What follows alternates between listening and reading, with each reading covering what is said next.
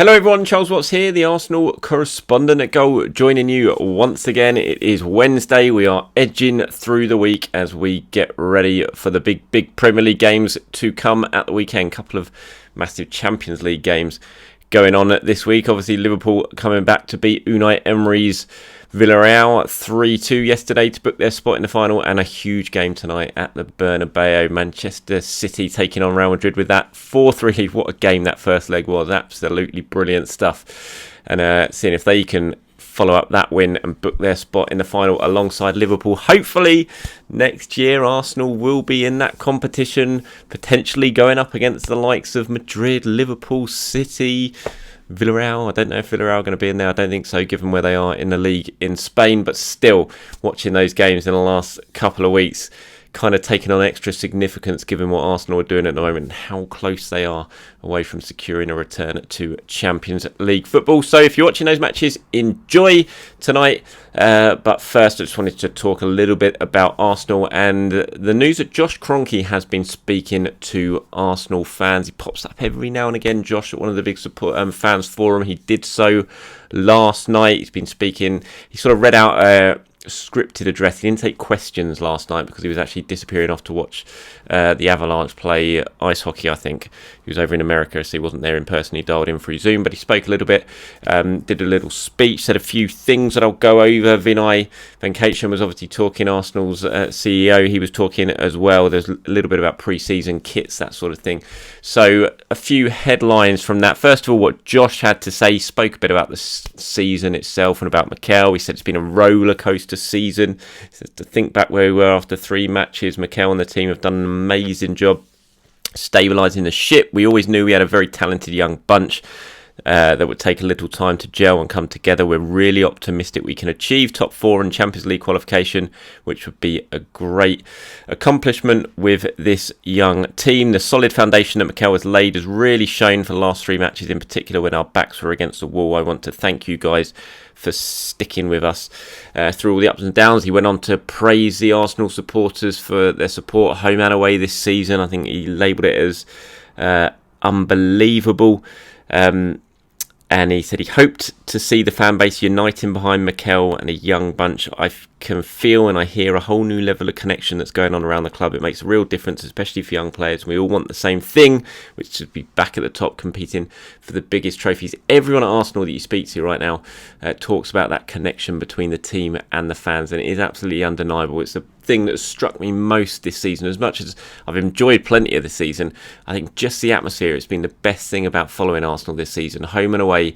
Just the difference when you sort of go back to the end of Wenger, even certainly the end of Unai, just how it was horrible. It really was. It wasn't enjoyable watching Arsenal anymore. The kind of fun had been sucked out of it because there was so much bitterness. There was so much sort of division in the fan base at the games. You'd see Arsenal fans fighting each other, for God's sake. I saw it so many times and it just wasn't fun.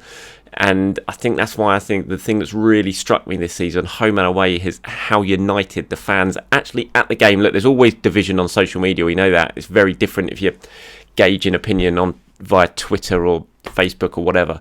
But when you're actually at the games this season, the connection there and the support has just been absolutely undeniable. And it's been really great to be around after, like I said, all those years of frustration and fighting and infighting and it just wasn't fun, and it's been fun this season, and that's why Josh talks about it there. Mikel's talked about it lots. Vinay was speaking about it at this fans forum as well, and talking about how the club are trying to do even more before games to get the fans kind of going before matches. I think Mikel's very keen on that. Apparently he's been sending the club sort of clips of what they do in Spain to get the fans kind of inside the stadium a little bit earlier, and to try and generate that atmosphere. So he's very keen to sort of build on what's been achieved this season and build on that connection between the fans and the and the players and the team.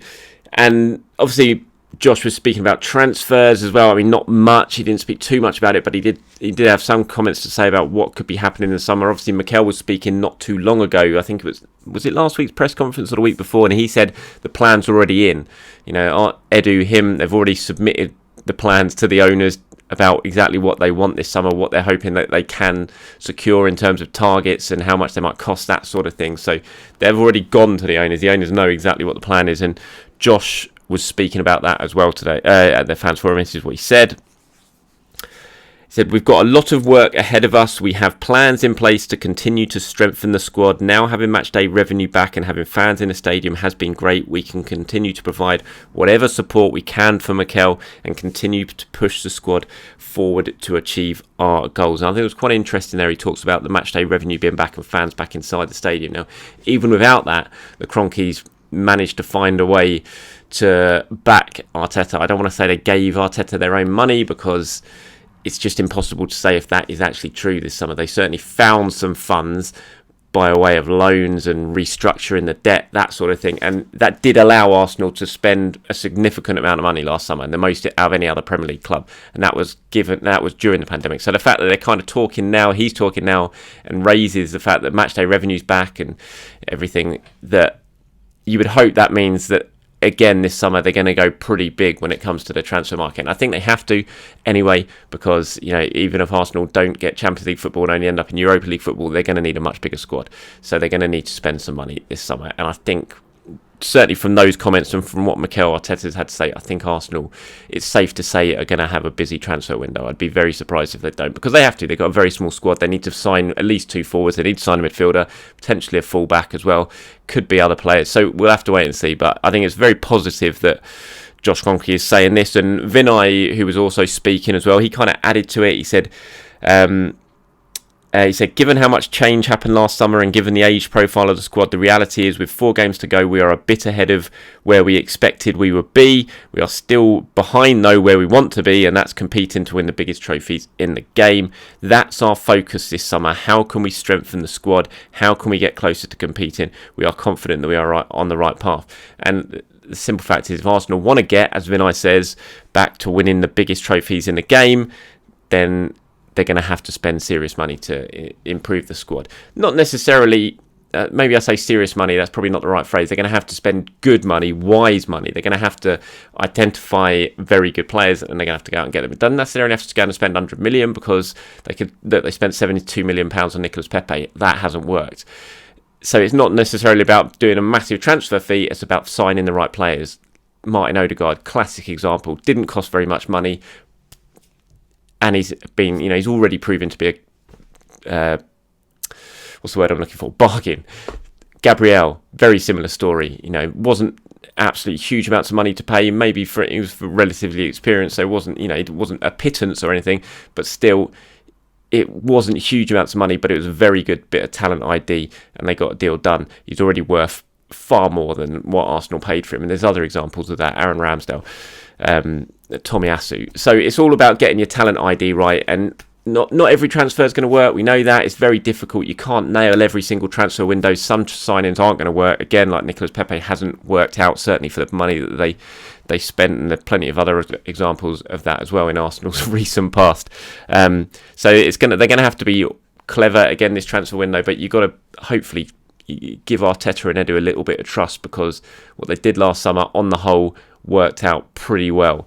And if they can repeat that trick this summer, improve the squad in the areas where it needs to be improved, most importantly get the forwards in who are actually going to score the goals that Arsenal need, the central striker area, then they're going to have a very good opportunity of building on what's been a very impressive season this season, and hopefully being able to kick on in the big competitions next year again, whether that be Champions League or Europa League. We'll find out over the course of the next 4 games. So that's what they had to say on transfers. There are a few other things of note pre-season that was spoken about, as I kind of reported, I think about 3 weeks ago, whatever it was. Pre-season plans, there's going to be the games in America, the Florida Cup games against Chelsea and against Orlando City. Arsenal are also going to play Everton, which is a rescheduled game from last summer that didn't take place because of COVID, and Arsenal having to cancel that tour. That game, I'm not sure exactly where it's going to be yet. It's going to be somewhere on the east coast of America. Not sure where it's going to be, so they'll be flying from Florida to the east coast to play that match. There'll be 3 other games during pre-season. One of those will be the Emirates Cup. That'll be on the 30th of July. It's just going to be one game this summer, so it's not spread over a weekend. It's just going to be the one day. I presume the women will probably be playing a game beforehand, and the men's team will play as well. So that'll be the Emirates Cup. Not sure who that'll be against yet. There is talk of going to be a training camp possibly in Germany, so there'll probably be a match around then as well. There'll definitely be a behind closed doors game at London Colney at some point. So that the pre-season plans are beginning to shape up. There was also talk about the refurb at the Emirates, which we know is happening. It's already beginning. The work on the roof has already started. That's going to last 10 months. That's a massive project costing millions of pounds. The giant screens are going to be replaced, which not before time, because let's face it, they are pretty rubbish now and they need improving. So they're going to be replaced by sort of state-of-the-art new big screens, which will be decent and hopefully make an impact inside the stadium. The big thing, obviously, in terms of the structure and the look of the stadium is going to be what happens on the outside of it, because the Legends mural, which has about sort of 32 players arms in arm, is looking very, very tired. It's been there since the stadium was opened in 2006. I mean, it's all faded and desperately needs replacing. That is going to be replaced, and there's going to be new pictures on the outside of the wall. Now, that was spoken about at the meeting yesterday, and it was said that it's going to include, where is it? I wrote this down, 8 different designs from on the outside of the stadium. They will be sort of just of classic Arsenal moments. We don't know what they're going to be yet, but you'd presume maybe it would be Michael Thomas against Liverpool, a picture, some sort of design of that. There'll be maybe Tony Adams' celebration against Everton in 1998, Charlie George on the floor after the 1971 Cup final, Arsene Wenger with the Invincibles trophy, something like that. It'd be great, certainly, to have Arsene Wenger on the outside of that stadium holding the gold trophy or something. So that apparently they're going to be in place by September, which is or be put up during the first international break in September. So hopefully the Emirates will have a very nice new look on the outside. I think those pictures as well on the inside, the outside at the moment, the Legends all linking arms, they're going to be kept. They're not going to be scrapped, and they're going to be put somewhere else, potentially inside the stadium. Okay, before I go, just a couple of things. One on Gabriel. Lots of rumours about Gabriel. I did talk about this in a video a couple of weeks ago when he was linked with Barcelona. He's now been linked with Juventus, and that Juventus apparently are really sort of trying to convince Arsenal to sell Gabriel this summer. I had a big argument about this with another Arsenal journalist yesterday via WhatsApp that went on for ages, who was suggesting that potentially Arsenal could need to sell some players this summer to help improve the squad, kind of sell to buy, if you see what I mean, and maybe you can sell one, get an improve. And I just thought, you can't be selling, especially there are a few untouchables for me in this Arsenal squad, and it's a small squad anyway. So you don't want to, this summer, you don't want to be selling one of your guaranteed starters, and Gabriel certainly is that. And it just doesn't make any sense to me for Arsenal to even entertain any offers for the likes of Gabriel, Kieran Tierney, who's been linked with Real Madrid, all those players who you think, if they're fit, are going to start. You don't sell when you've got a small squad. You've got to improve on that squad. You keep these players, you go out and sign other players, you continue to build on this squad step by step, transfer window by transfer window. Because if not, you're just taking one step forward, 2 steps back every single transfer window. We've had too long of Arsenal selling their best players that you don't want it to suddenly start happening again now. And the whole project, the process that Mikel talks about, it just kind of make a mockery of it if you start selling your best players in the summer at the end of a season, and then have to take the risk of, say you got 40-50 million for Gabriel. There's absolutely no guarantee that the money you spend that on, the player you spend that money on, is going to be as good as him, and they're going to have time to adjust and stuff. It doesn't make any sense to me. There's no way Arsenal should be entertaining any sort of offer from Juventus for Gabriel, in my opinion. Maybe you disagree with me. If so, let me know with anything I've had to say in this video in the comments below. Finally, before I go, a little bit on Eddie Nketiah. I'm going to do a piece on Eddie Nketiah ahead of the game at the weekend, on looking at his situation at Arsenal. Obviously out of contract in the summer, has turned down numerous attempts of Arsenal to renew that contract. It very much looks like he's going to go. Possibly the end of the season, and the fact he's now starting games, could that change his mind? I fully expect Arsenal to have, to try and get Eddie to stay again. I don't think they would have absolutely given up on it yet, and they'll just sit down with him, try and convince him that he still can play a significant amount of minutes at Arsenal if he does stay. I think it's probably going to be a losing battle. I imagine his mind is made up. The fact he's turned down numerous contracts kind of suggests it is, and his agent likes to take these players possibly away to Germany as well, where there is significant interest. There's definitely interest in Eddie Nketiah from the Premier League as well. Crystal Palace, long-standing interest. I wouldn't be at all surprised if he does end up at Crystal Palace. Again, we'll have to wait and see. I wouldn't be against Arsenal keeping Nketiah if he did agree a new contract. I have to say, I think he's done very well at the end of the season. I don't think he can be considered as a starter going forward next season, but he should possibly get more opportunities than he has got this time around. I think he's shown in this little run at the end of the season that he can do it. He can offer more than just being an absolute sort of 6-yard poacher, which kind of what he was beginning to be pigeonholed as. And he's got more about him. He showed that against West Ham, the way he stretched the West Ham defence. He ran the channels. He has shots from distance, shots from all areas. And so I wouldn't be against Eddie. I think he could be a very valuable squad member. I think he's going to have a big decision to make. When he does make his very final decision, if that hasn't been made yet, he's got to weigh up. Do I want to go and be a guaranteed starter somewhere potentially mid-table in the Premier League or mid-table in one of Europe's big leagues? Do I want to be a guaranteed starter and get minutes? Yeah, that's great. Or do I want to really sort of try and make a mark at one of the top clubs in Europe?